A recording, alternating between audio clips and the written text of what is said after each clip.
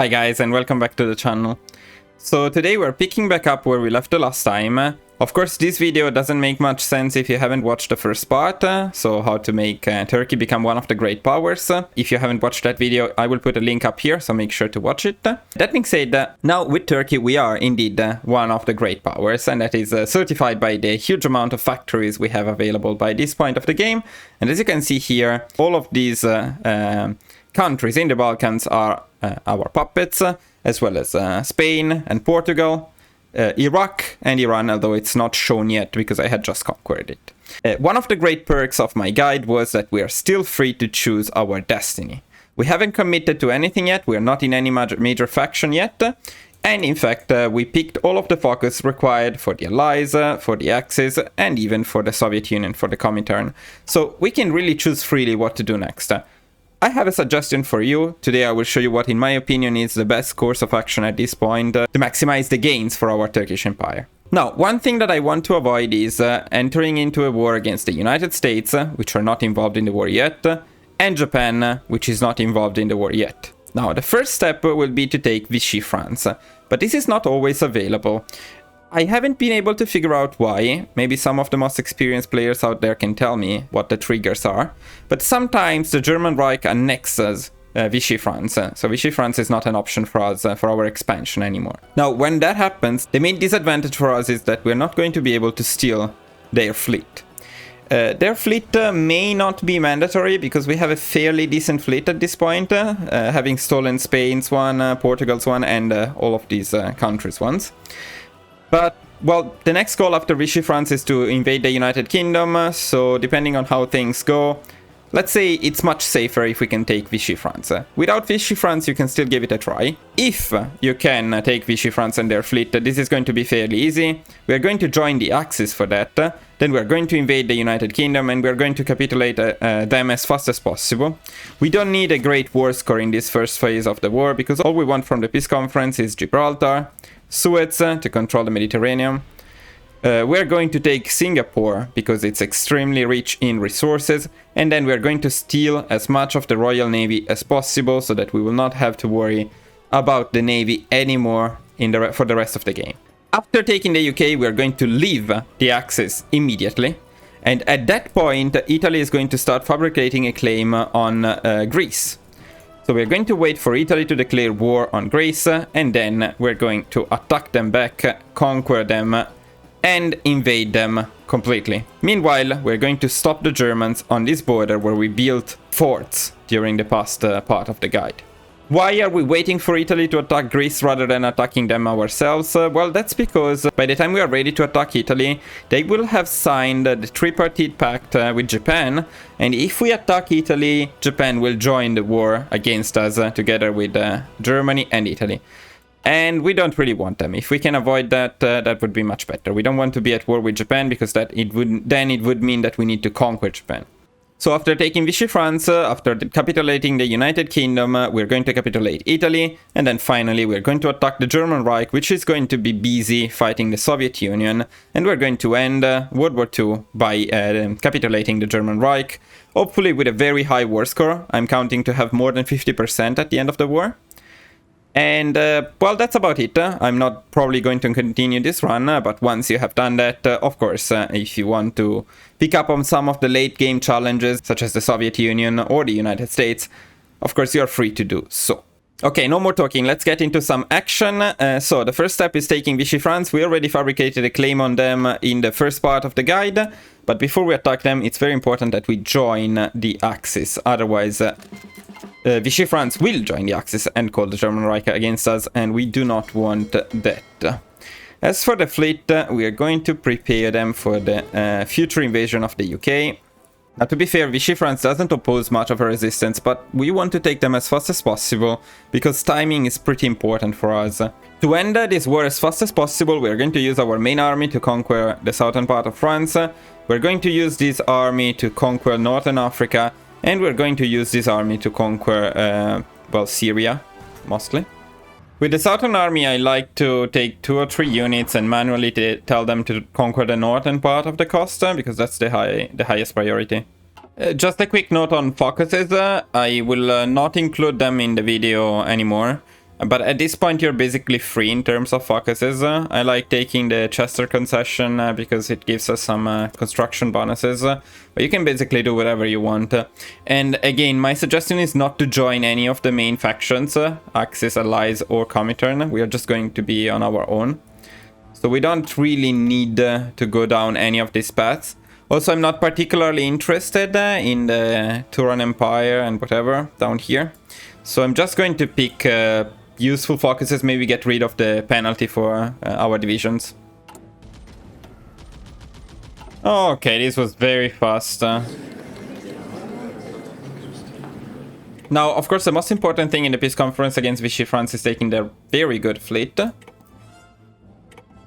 And then the choice I talked about, so I would puppet everything, but you may want not to puppet this area, not to risk an attack from Japan. I will not care and I will puppet them anyway.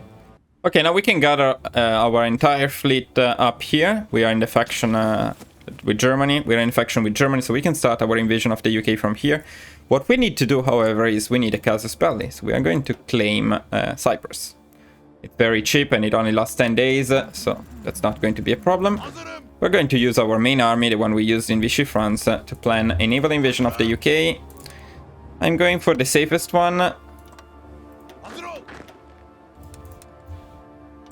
which I consider to be down here. By taking these two regions, we cut their reinforcements, and then taking Dover is usually fairly easy. We can start sending an army up here to protect this front. They will get some entrenchment bonuses. I also like to increase the motorization priority to maximum with our main general in here. In terms of buildings, at this point you're basically free to do whatever you want. You can build more forts at the border. You can build military factories wherever you want. Now, with all of these puppets, there are a lot of territories where you can build. Okay, our naval invasion is ready, so I'm going to assign the fleet to naval invasion support in the English Channel. I'm going to declare war to the UK. And I'm going to start our invasion. Once you take these two provinces, you can push on Dover. You will take it very quickly. And that's perfect. Now, our goal is to get to around 12% war score in this war. If you can get more, that's great. But 12% is what we need for the 3 or 4 regions that we want to take. I will show you the peace conference later. The war against the UK, other than that, is fairly simple. What's difficult is getting war score because they lose too fast. In terms of political power, there are a few things that I want to do. One of them is getting rid of free trade because at this point we cannot import resources that much. So I would change it to limited exports. Now you can see the effects of doing that. Now once you get next to Newcastle, you may want to stop, check the war score and see if you're satisfied with it. Because as you take one of these two cities, the UK will capitulate. Now, Germans will send divisions, so you may not be able to control how long you keep the war going. Technically, it would be slightly more beneficial to keep it going for a bit longer, so that you destroy more enemy planes and get a bit more war score. But, I mean, 13% is what we wanted, we're satisfied with it, so I think we're going to end it right now. And now in terms of focuses, I will take the necessary ones to get rid of the maluses for our armies. Okay, now we'll end the UK. The war is over. Now this peace conference is quite important. I will show you what we are going to prioritize. The highest priority, in my opinion, is taking the Suez Canal and Gibraltar. So we got complete control over the Mediterranean. Next, we're going to try to get Singapore for the insane amount of resources, especially rubber. Now, of course, from Singapore, you need to remember to also take resource rights. That's quite important. And with the remaining points, we're just going to take the Navy, the Royal Navy, from the United Kingdom. And this is fantastic, because thanks to this, we'll never have to worry about a Navy ever again. We don't need to build a Navy. We don't need to do anything. We don't need to worry about naval superiority. Not even in the late game shall we go against the United States. And of course, we don't have to worry about resources anymore as well. Okay, our next step will be to be attacked by Italy. Italy will attack Greece, so we need to prepare our army at the border with Albania and get them ready to take Albania as fast as possible. As soon as our army leaves the UK, I suggest you leave the Axis. Now, mind that when you leave the Axis, all of the volunteers you got from your puppets will disappear. And this is probably a bug. It doesn't seem like a legit mechanic, but in any case, you will need some divisions to protect from the Italians in Rodi and Dodecaneso. And at this point, I think we can also afford to recruit a new army of 24. Of course, our manpower is going to struggle a little bit, so next we're going to take service by requirement. And now we're waiting for Italy. At some point, Italy will declare war to the Hellenic state, to Greece. Oh, by the way, at this point we can also start using our spies against Germany. We couldn't while we were in a faction with them, but now we can again. As you get the improved anti-tank, you can start making CAS, of course. We're going for our usual design for CAS. This never disappoints, but we don't have enough air experience. Well, when you can, make this design and start producing them. I'm going to get service by requirement now. And I am going to train another 10 defensive divisions. I'm going to start making a collaboration government in Germany. Okay, now Italy is a bit late because they invaded Saudi Arabia first, but now they started making a claim on Greece, so eventually they will declare war to us. This gave us a little bit more time to prepare. Sometimes they attack Greece first and Saudi Arabia later or never. In this case, we were able to get a second army. Actually, I will put it up here. And I positioned our second army here at the border with Italy, Albania. And our main army up here. The idea is to conquer this part of Italy and cut off any reinforcements which may come from Germany. Now, if we are able to cut Germany off, since we control Gibraltar and Suez, Germany will be completely unable to send reinforcements to Italy. We can now add anti-tank to our offensive divisions, and we can even add it to our defensive divisions, to be completely honest. Of course, we need to start producing some anti-tank equipment. At 150 political power, I like taking the air designer, because the buffs are pretty good. So Italy is almost ready. They will soon declare war to Greece, and that will bring us finally into World War II. It's a bit late. It's a bit later than I would like to. We will have to fight a bit longer to get the score even to that of the Soviet Union, because of course they will have a lot of casualties, a lot of combat damage, land combat damage. So we may have a slightly lower score in World War II. But the thing is, we don't want to attack Italy, because if we attack Italy instead of being attacked by Italy, then we will have to fight Japan, we'll have to invade Japan to end the war, and that is annoying. So I would rather wait a bit longer and wait for Italy to attack me, so I don't have to take care of Japan. Moreover, as you can see, I'm taking all of the focuses leading us to getting rid of this debuff, so at least by the time we attack Germany, we'll not have this debuff anymore. We'll have fairly healthy manpower and two big armies ready for war. Okay, there we go. Italy declared war on Greece, so this brings us into World War II officially. Now maybe we can take Rodi and Dodecaneso faster. That would be very nice, so we don't have to worry about them anymore. Oh, and look at this, we got a very nice encirclement here. We actually have a lot of divisions down there. Okay, now I think we can call Yugoslavia into the war. And we can start the offensive with this army up here. Now, our highest priority here is to cut off the Germans. Now, with the army we used to reclaim Albania, if you have access to two armies, depending on the timing of Italy, you may not have access to two full armies at this point. So you can stay in the Axis until Italy starts justifying on the Saudi Arabia if you want, and then leave the Axis after they start the justification to buy a little bit more time. But if you don't have access to this army yet, just go from here. That's fine. That's totally fine. If you have access to this army, you can start planning a naval invasion of the southern part of Italy. Oh, actually, the German Reich hasn't joined Italy? Oh, that's interesting. Well, of course, this makes things even easier for us. For some reason, Germany is not joining them, but trust me, it wouldn't be an issue even if they joined them. They would just be stuck here attacking on our forts. I guess Germany is busy with their own stuff at the moment. One thing that I had to do against Vichy France, I just realized, is this place is actually our core, so you can take it instead of puppeting it. Now, my only doubt is, why the hell is Germany not joining them? Okay, well, our naval invasion is ready, so I guess we're going to start it. Oh, this played out very well. They had a lot of divisions in here, and they're all going to die.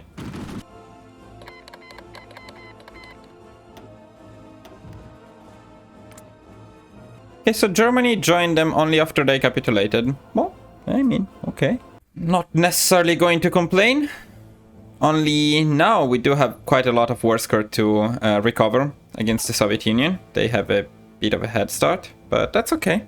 That's okay. Soviet Union would like us to join their faction, but we're going for a factionless Turkey this game, I think. Okay, so what's next in our plans? We need to capitulate Germany, but we want to do so with as much war score as possible. Okay, now we were able to take this southern part of Germany, or better Austria, which is something that doesn't usually happen. If it doesn't happen, you just keep it down here where we build the original forts, but I guess taking this part is not that bad, so... And we're going to assign spies to Berlin again, just in case we can arrange another collaboration government before the war is over. Other than that, we're going to start planning a naval invasion of France. We're going to do it from up here with the idea of trapping any divisions they may have on this front. As for the army which invaded the southern part of Italy, I'm going to send them down here at the border with between Vichy France and Germany. And it is just a trick. I want Germany to send as many divisions as possible down here so that they will be trapped if our naval invasion is successful. We're also going to do the same thing with these other divisions here. We may have to use a last stand in here. They definitely do not want to lose anything to the Germans right now. Other than that, we are destroying enemy planes, which is surely very beneficial for our war score, so that's good. Okay, our naval invasion is ready here, so let's prepare our fleets.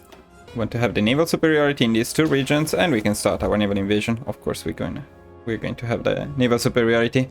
With the Royal Navy, there is nothing that can stop us. We'll need to see if we can disembark here. This can be a tricky naval invasion. Let's see how it goes. Looks like we're gonna get down here. Okay, this is nice already. Oh, perfect, we got this one too. Very happy with this. Nice. Alright, very nice. This is exactly what we wanted. Now, all of their divisions down here are cut out from the rest of their armies. Okay, now we can use one of our defensive armies to hold one front while we push them on the other one. We always have the absolute air superiority, and this is massive for our pushes. They don't have that many divisions down here, but still, they have a few, and they will lose all of them. Okay, it's time for the final massacre down here. Nice. Very nice. Okay, and now, with this army, I will plan another naval invasion. Starting from here, and we're going to Hamburg. With this army, we are preparing a push here instead. Now, what we don't want to fight in is this region here, because they have forts in there. Let's check the war score. Yeah, still pretty much in favor of the Soviet Union. We need to get back at that, but sadly the land combat damage will be hard to recover. Oh, and by the way, now we have enough political power for tactical bombing. This is a pretty nice plus 20% ground support, so I'd say it's worth it. In terms of focuses, once you finish these ones, there isn't much else worth taking in my opinion. We may as well just go for more air production and that's it. I think I will start the offensive with them. I need some land combat damage and possibly even some casualties, so this push may be beneficial for us in the end. Also, this push is going very well actually. Alright, at this point I guess we can also go for our naval invasion. Oh, nice. Encirclement here. Okay, the naval invasion was another success. Okay, they still hold some of the forts, especially here. But overall, this was a very successful push. The northern push was very successful as well. Yeah, let's attack them. We need war score. We're a bit behind in terms of war score. Now, Berlin will fall. I don't want Germany to surrender though, because I want more war score. War score is okay. I do want more than 50 though, if possible. Okay, let's try to join these armies, come on. Ah, this is what I like to see. Now let's push these fuckers. They will have casualties here. Overall, we'll destroy a lot more planes than the Soviets, because we have a better air force. So extending the war a little bit is in our interest. They lost a shitload of fighters in here. And in here. Now, at this point, there is a chance that we can actually change the occupation law in Kurdistan to reconciliation. Maybe it's actually even a bit too late. And then eventually you can integrate these territories, which can be convenient. Like, I will actually start this offensive. They're actually very close to surrendering, especially thanks to our collaboration government. And we can now use the spies to root out corruption, root out resistance. And actually we may also want to research anti-partisan for that. As soon as they're ready, I will start this push. The goal is to get a bit more war score. Oh, wait, do you mean that the Americans are actually struggling against Japan? Interesting stuff. Very interesting stuff. Good job, Japan. Proud of you, boys. Proud of you. Oh, okay. I didn't check the war score, but I guess we're satisfied. It's exactly 50%, so we're sharing an even war score with the Soviet Union. That's not bad. That's not bad at all. I will take some of these very resource-rich regions. And then another thing I want to prioritize is the stuff here. Just in case we decide to continue this game and go for the United States, having access to these areas is very beneficial. Okay, and this is the end of World War II. So with Turkey, we were able to win World War II. We got, well, first of all, we defeated the UK. Then we defeated the German Reich together with the Soviet Union. But I would say we got the most out of it because we got all of Germany and all of France. Let's give the game some time to adjust and show me my puppets. There we go. There we go. Wait. Okay, for some reason, Turkish Italy is not shown as my puppet, but anyway, I mean, you get the point, right? We got half the word. It's 1942. Yeah, not super early, but I mean, we're still open for some late game challenges if we're up for it.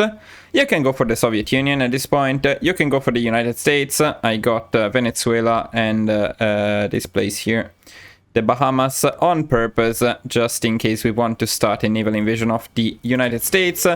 And I didn't even notice that Italy actually puppeted part of India. Very interesting. Didn't notice that. Okay, guys, anyway, this is really the end of my guide for Turkey. This is pretty amazing in my opinion. I honestly did not think that I would be able to succeed in this way with a relatively minor nation. Turkey has good potential, but surely not the starting potential of Italy, Germany, or Japan, which are the countries I played the most so far. So this was very fun. This exceeded my expectations. I had much more fun with Turkey than I thought I would, and I'm very satisfied with the final outcome.